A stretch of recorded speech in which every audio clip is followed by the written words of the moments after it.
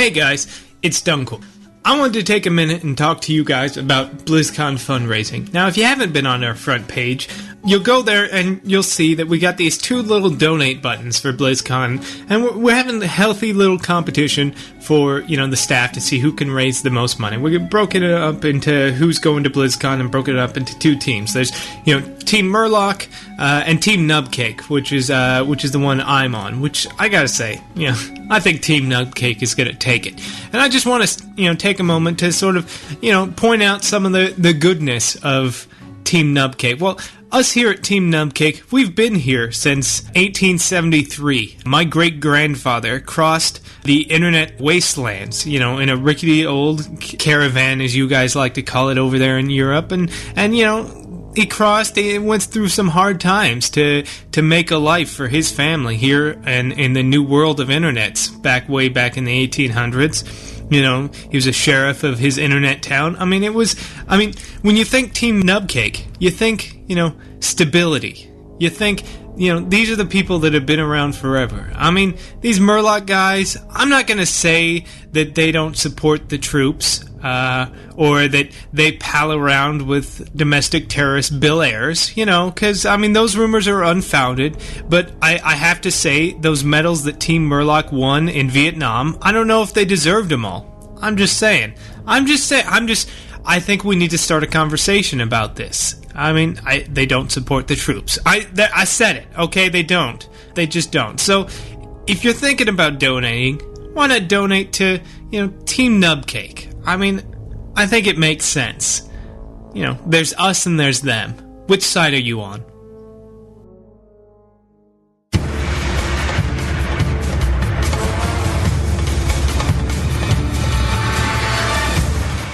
Well, that was inflammatory. My name's Salt Biscuit, and you're listening to Blue Please here on WoW Radio. I've got some emails before we go into the next topic. Yes. Something about grinding here. This was from Judas Grail, and he says this: one other thing that I've found about leveling Alts from 1 is that leveling mat-intensive professions like enchanting at the proper level, rather than spending thousands to power level. You can pretty much always make decent money because new players or alts are craving these low-level mats, etc. Yeah, I always found that leveling professions as you went along was kind of cool. It harks back to when I used to enjoy leveling up. What did I used to have? I had mining and engineering. Those were my first two professions, and I used to level up engineering, getting all these neat things, like running around with dynamite. I was the only engineer in the guild, because everyone else rolled useful professions. So I had engineering, so I was had bags full of bombs and stuff, and that was fun. And when I got my little mithril dragonling, oh yeah, that was great. But yeah, I suppose that is actually one little tip for those of you who like tips. I don't do tips on the show, generally speaking. I expect you guys to play well, and I'm not going to tell you how to do it, I'm just going to tell you to do it. But yeah, that's a tip. Level up professions as well. Got one here from Lightino, from, what the hell is that? Abyssus Incursio. That's kind of cool. That's a bit 40k, a little bit grim, dark grim there. He's a level 80 human holy priest. He's from Agramar EU, and he says this: I actually think some... What? There, let's try it again and correct his spellings on the fly. I actually think that some of the lore needs to be revamped as well. The missing diplomat chain still exists, despite the fact that the king is safe in the throne room. I think that some of the achievements should award experience too. Just getting the achievement just adds a little notch to the achievements you completed. Maybe getting a small amount for, say, getting a tabard, and larger amounts for achievements that are harder to get. I don't know about that, to be honest. Really, I never liked achievements. I can understand why you would want that, but I don't think that rewarding people for kissing 50 chickens is a particularly good idea. Although, taking it from another way, I suppose if you were to provide a way of leveling via achievements that actually rewarded you the lower level you did it, it's kind of cool, because that's like leveling via exploring, I suppose. Huh? This is the kind of thing that would reward you for doing... Jeez, he's actually stumbled across a really good idea. Wow, that's never happened before. Let me flesh out his idea a little bit, and let's make it actually work as a idea to enhance leveling. Now, I don't like achievements, but I think this might have a little bit of potential. So think about it this way, right? There's a number of problems with leveling right now, and one of those big problems is you can't get people into instances to save your life. Yeah? They want to get to 60 or 70 or 80 as fast as humanly possible, and they want to do the quickest way of doing it. Now, also, all of these instances have achievements attached to them, mainly for just completing the instance. What if you were to provide a nice big lump of experience that's scaled depending on your level? Yeah? Just like a quest. It's like doing grey quests gets you bugger all experience. Also, doing grey achievements gets you bugger all experience. So you couldn't say, oh, well, I'm level 79, I'm going to get to 80 by running Rage Fire Chasm, because that would just be stupid. So have it scale that way. And if you have a nice big fat pot of experience at the end that is tied into that achievement. And what about the exploration ones? You should be encouraging people to explore the world and see things that they haven't seen before.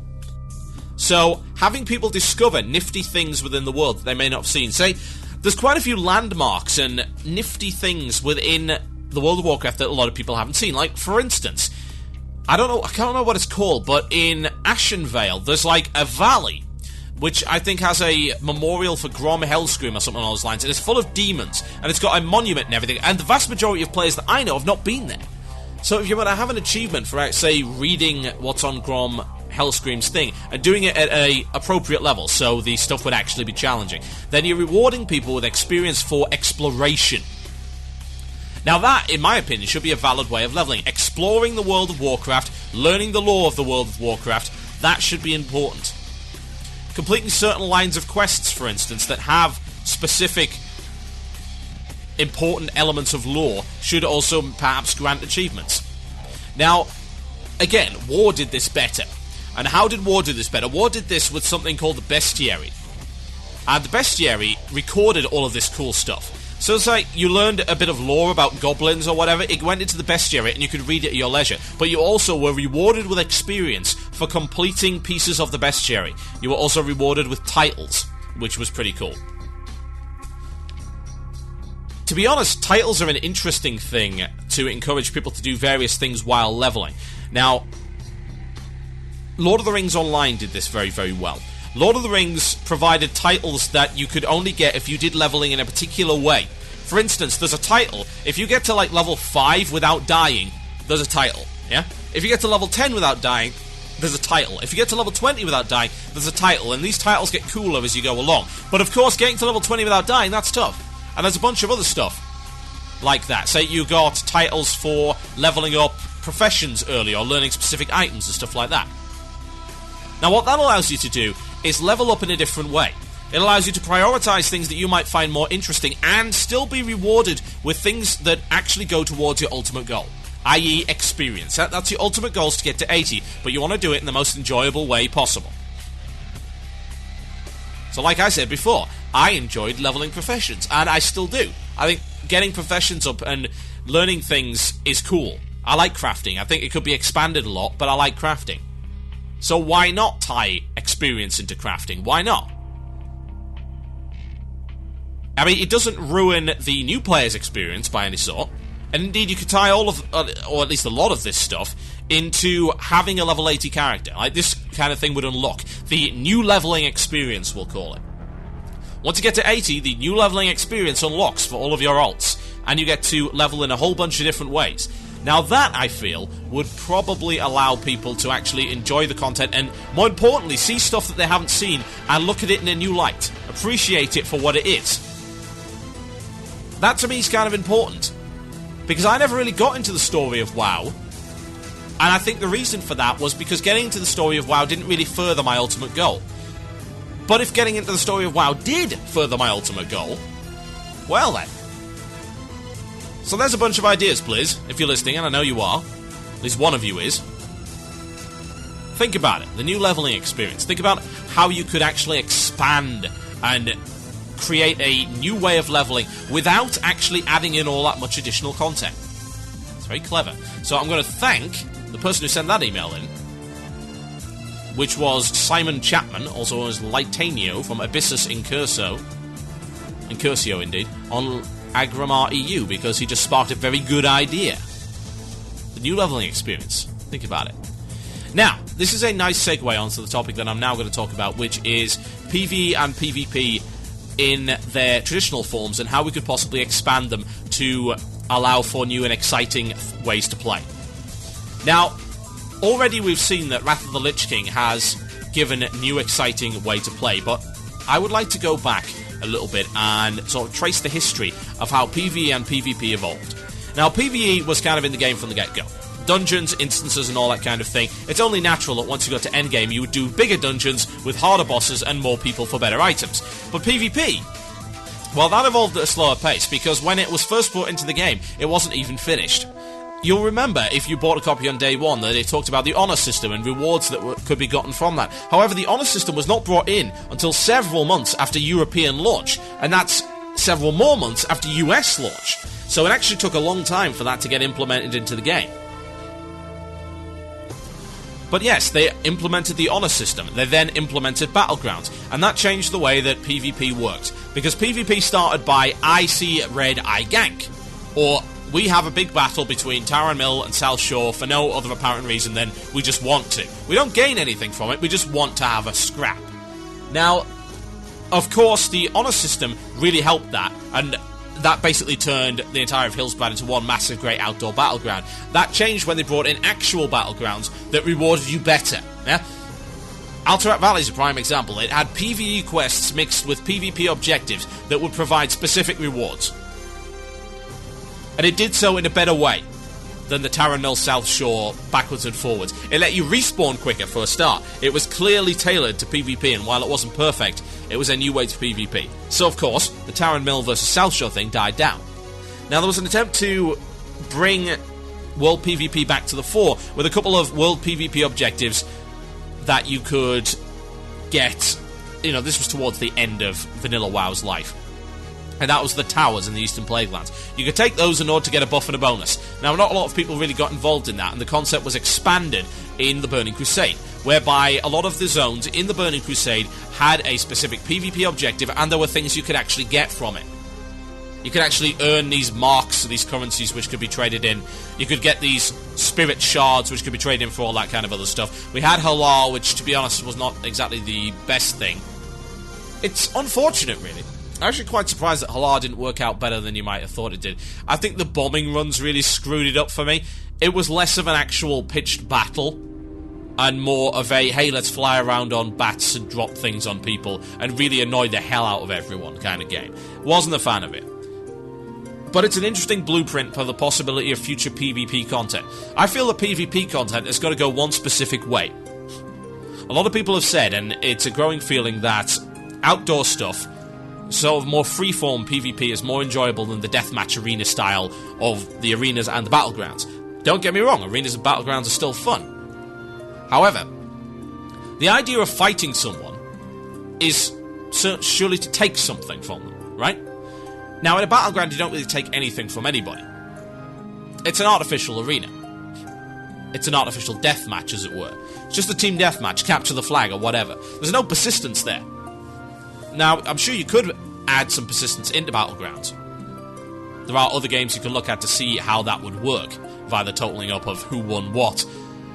But what's most important for PvP in the future, in my opinion, is the ability to take something from your opponent. Your side has got to gain something beyond a simple 5% experience buff or whatever.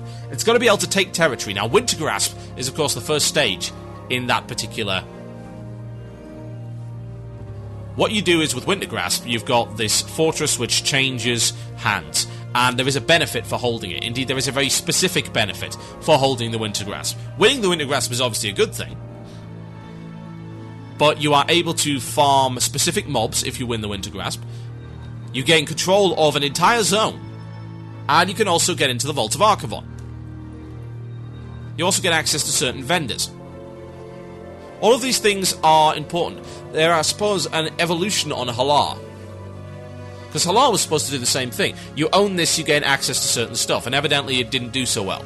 Wintergrasp has done a lot better. I would like to see that expanded. Perhaps on a smaller scale. Because we've already seen that they can have ownable buildings of some description. But it would be nice to see those buildings be owned and actually have a reason to defend them beyond, hey, we get this little buff. What it also allows you to do is create a game that's less static, and WoW does have that problem. It is a static game, and that's just the way that it was designed. But what you can do is have these little spots, these little oases, if you will, of shifting battle lines. I would find that interesting. I'm not a PvPer, but I would find that interesting. Now, what about PvE? Well, there have been discussions regarding the mixing of PvE and PvP, and again, I go back to another example of War. War has certain PvE zones where you can fight over them outside, kind of just like Vault of Archivon. But unlike Vault of Archivon, if you capture the area, you are able to go in, and you are actually able to fight the people who are doing the instance inside, which is pretty crazy, don't get me wrong. We've seen things like that before, PvE mixed with PvP, on PvP realms with open world bosses. And it kind of worked, but I think it could have done with a little bit more refining. That's one way to go down it. Admittedly, a lot of people are not going to like that. So are there any other ways to go with PvE? Because it seems to me that PvE, while it can evolve in the sense that it gets a little bit more complex and the bosses get better, it doesn't really have anywhere it can go other than let's just tack more and more and more stuff onto it. That, I think, nicely wraps up this entire show and what I've been talking about with the idea of burning out on the game. PvE being the major content, I see no future for it, other than the same thing over and over again. And for some people that's fine. Indeed, if you're going to have a revolving door player base, whereby players come and go, then that's okay. But it just upsets me kind of from the start that I can't really think of a way to actually evolve PvE beyond what it is right now, whereas PvP has a ton of cool possibilities. It's an interesting conundrum. I'm sure the people of Blizzard can think of something. My name is Total Biscuit, and you're listening to Blue Please here on WoW Radio. I'll be back after the break with the illusion of choice. Enjoy.